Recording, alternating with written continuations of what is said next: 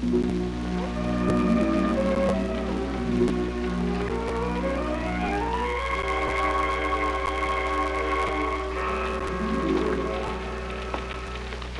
Petruccio? Sit down, sit down. You didn't answer half the questions, Mr. Petruccio. They're stupid questions. They made me nervous. These job classification tests are very important. They're an attempt to approach employment on a scientific basis. Scientific? A sees an airplane flying overhead in a northerly direction. What are you going to get me? A job watching airplanes? The idea is to measure intelligence.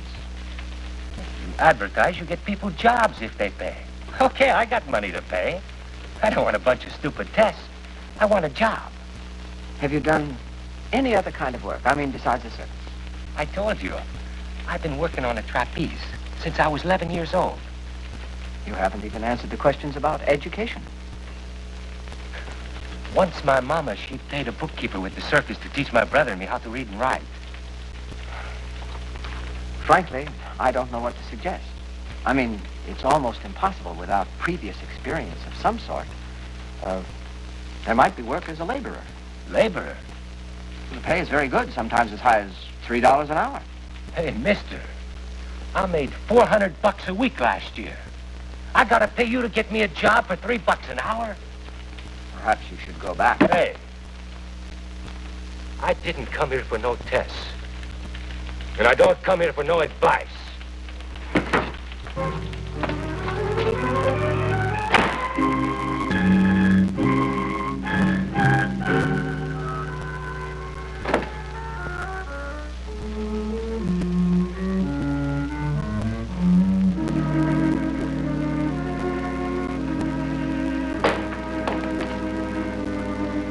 Carlotta? Carlotta!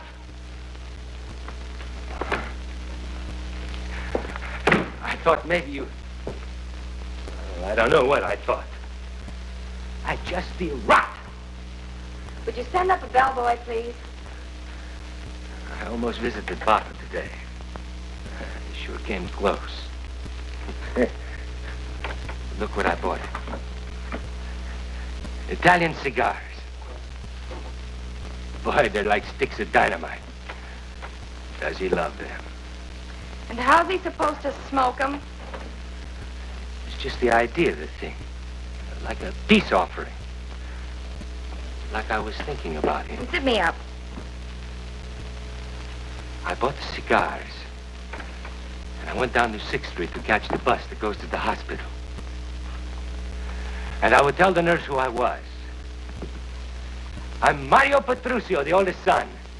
And I've come to spend an hour with my father. And I would walk right down the hall, no thinking about anything. Right into room 612, and I would pull up a chair.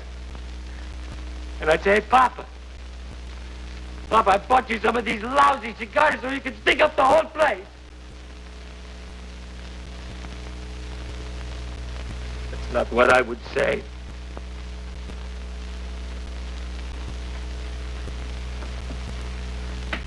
I would drop to my knees and I would say, Papa, say you know I didn't let you fall. Say you know so I can live.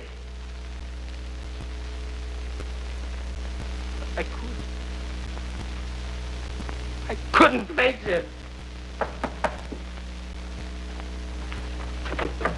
Come on in. Right there.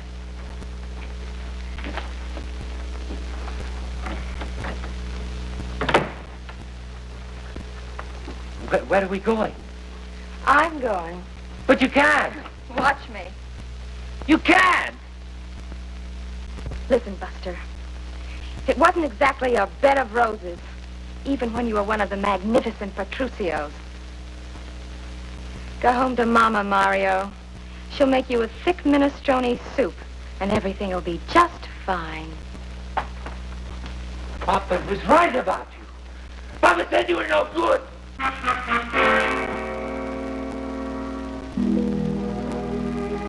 He was right.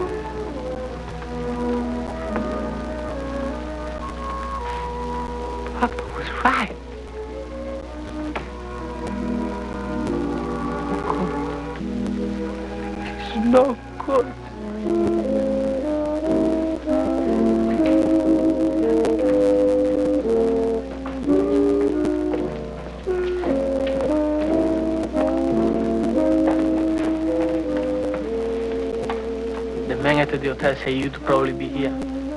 Hey, Pete, another. Mama sent me. Tell her I'm okay. She didn't send me to see if you are okay. We need some more money. Here. Tell her to buy herself 10 pounds fancy chocolates, compliments of her oldest son. That's all you have? That's it. That's the whole bankroll. So what are we supposed to do? I sent you $100 last week. That was 2 weeks ago. What do you want, blood? I tried to get a job. Me too, I tried. And the mailman still keeps coming around, still with around-the-clock nurses.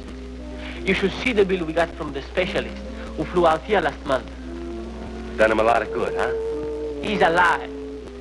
Hey, Paul. What do you want me to do? Ask me something hard. Call Mr. Rigg in Chicago and tell we are coming back. No. All right. You tell me how we get money. I get a pain in my stomach just thinking about the trapeze. Besides, what are you talking about? Look at me. I'm out of condition. I'm stale. The exercise trapeze is still on a practice shelf. It would take me months to get back timing. Mr. Higgins said we can use it any time we want it. I can't do it. You own it to Pa. I went to Pa.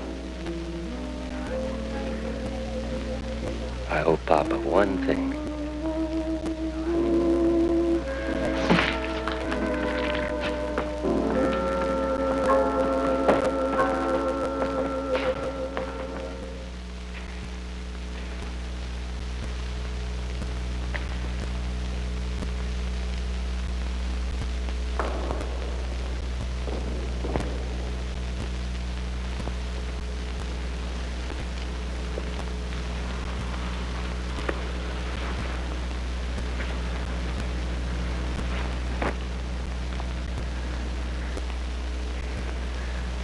I only owe Papa one thing.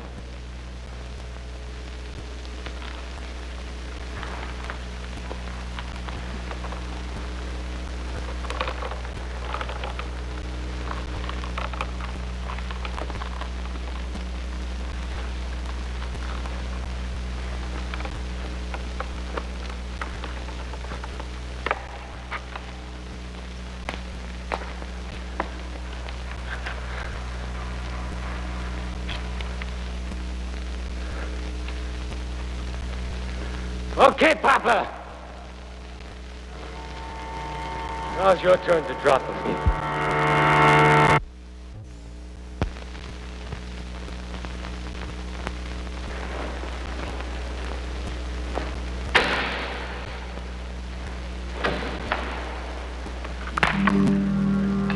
Papa!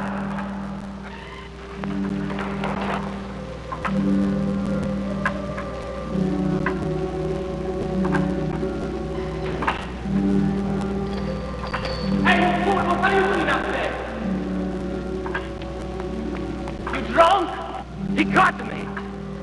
Papa, he caught me. What are you talking about? Come on down, you're drunk. I tell you, he caught me. Look. Look at this, the catch bar.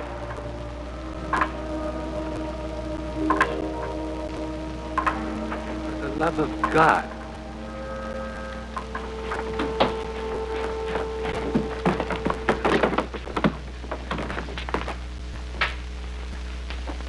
He's dead. Isn't he? Mr. Petruccio? He's certainly not dead.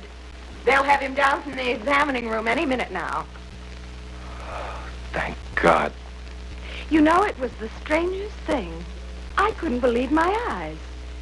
He was sound asleep, and then he sort of mumbled something, and then he reached out his arms like that. Oh, but how could that be? His arms are paralyzed.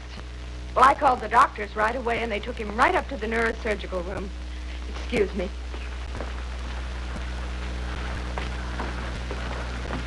Must have been your imagination. He can't even move his little finger.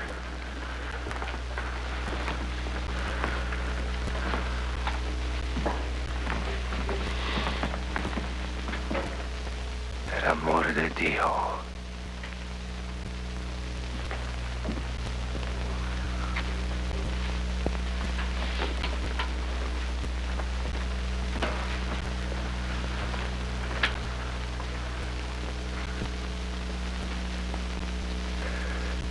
Pop.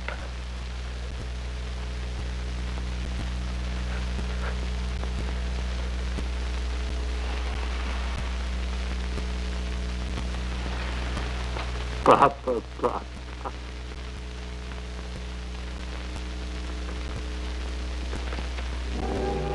Explain it? What we can explain is like a grain of sand in the Sahara of the unexplainable.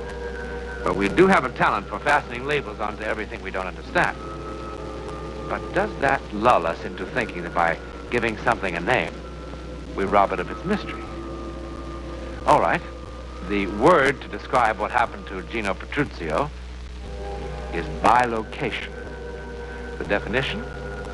Allowing the body image to show itself and even act at great spatial distances. Now, does that make everything crystal clear? I thought not. But then, wouldn't it be terrifying if everything was known? If there was nothing left for man to discover about his universe?